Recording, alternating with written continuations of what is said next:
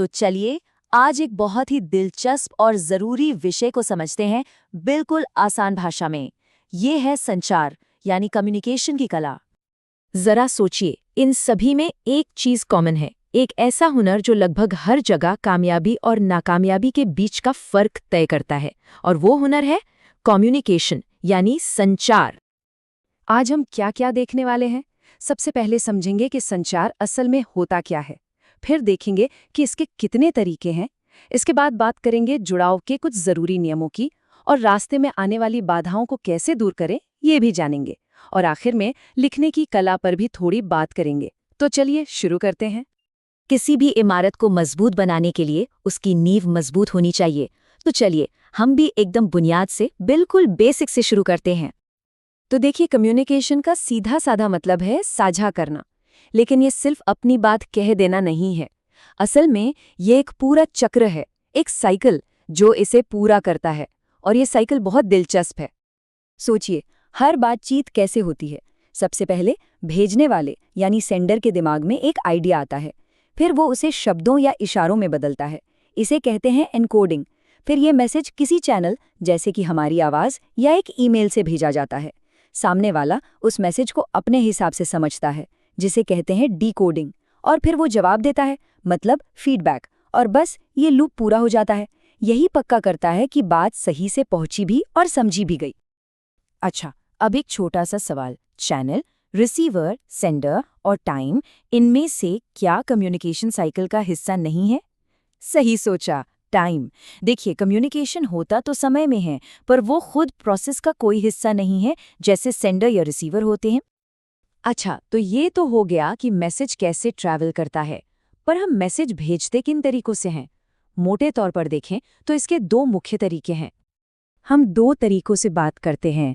एक है वर्बल, मतलब मौखिक, जिसमें हम शब्दों का, भाषा का इस्तेमाल करते हैं, और दूसरा है नॉन वर्बल यानी गैर मौखिक, जहां बिना कुछ कहे ही सब कह दिया जाता है, हमारे हाव भाव और इशारों से। लेकिन अब जो बात आने वाली है वो शायद हैरान कर दे।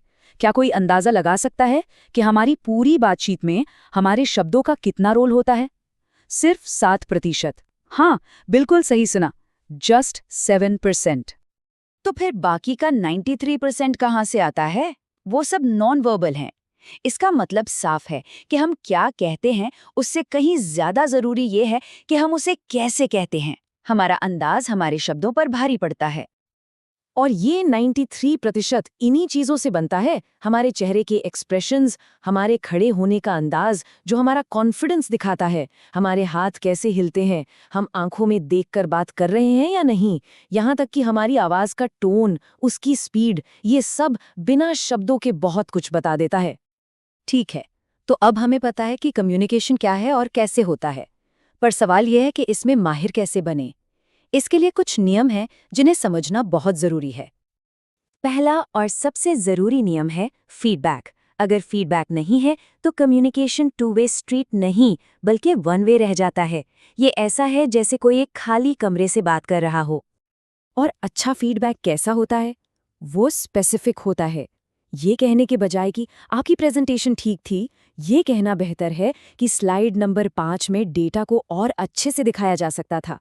ये सीधा, ईमानदार और मदद करने के इरादे से दिया जाता है, सिर्फ कमी निकालने के लिए नहीं। फीडबैक के अलावा एक और कमाल का फॉर्मूला है एक परफेक्ट मैसेज बनाने का।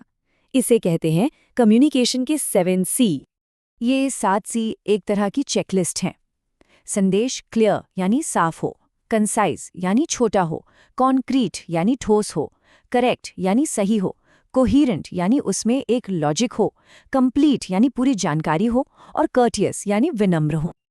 अब मान लीजिए कि हमने ये सब कुछ सही किया, पर फिर भी कई बार हमारी बात सही से नहीं पहुंचती। ऐसा क्यों होता है? क्योंकि बीच में कुछ रुकावटें, कुछ बैरियर्स आ जाते हैं। चलिए इनको समझते हैं। ये रुकावटें कई तरह की हो सकती हैं, जैसे कि भाषाई, मतलब अलग अलग भाषाएं या बहुत मुश्किल टेक्निकल शब्द, या फिर फिजिकल, जैसे हमारे बीच की दूरी या कोई दीवार। कभी कभी कल्चरल डिफरेंस या ऑफिस के कड़े नियम भी बातचीत में रुकावट बन जाते हैं। तो इनसे बचें कैसे? तरीका बहुत सीधा है। आसान भाषा का इस्तेमाल करें, दूसरों के कल्चर और विचारों का सम्मान करें, और सबसे जरूरी, पहले से कोई धारणा ना बनाएं। जहां तक हो सके, विजुअल्स यानी तस्वीरों का इस्तेमाल करने से भी बात समझना आसान हो जाता है। चलिए खत्म करने से पहले एक और जरूरी चीज पर बात कर लेते हैं, जिसका इस्तेमाल हम लगभग रोज करते हैं, लिखना। देखिए, लिखने पर भी वही नियम लागू होते हैं जो बोलने पर होते हैं। क्लैरिटी और करेक्टनेस यानी स्पष्टता और शुद्धता सबसे जरूरी है। छोटी छोटी चीजें जैसे सही जगह पर पंक्चुएशन लगाना या कैपिटलाइजेशन का ध्यान रखना आपके मैसेज को प्रोफेशनल और साफ सुथरा बनाती हैं। और यही आज की सबसे बड़ी सीख है। ये जानने के बाद कि 93% कम्युनिकेशन नॉन वर्बल होता है, सोचने वाली बात यह है कि अब हम दूसरों में और खुद में किस इशारे पर सबसे ज्यादा ध्यान देना शुरू करेंगे, क्योंकि एक बेहतर कम्युनिकेटर बनने की शुरुआत इसी जागरूकता से होती है। जब हम इस छिपी हुई भाषा को समझने लगते हैं तो हमारे कनेक्शन और मजबूत हो जाते हैं।